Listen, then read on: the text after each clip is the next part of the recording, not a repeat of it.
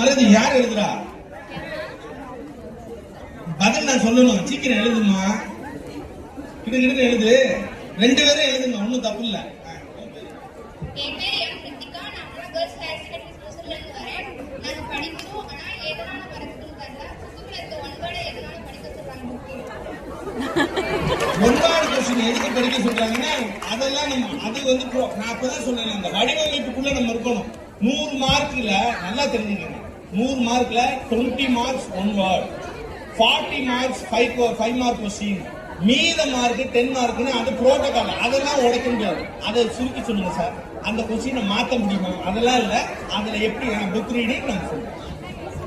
PJ Brinda, Amala girls higher secondary ஸ்கூல்ல இருந்து வந்திருக்கேன்.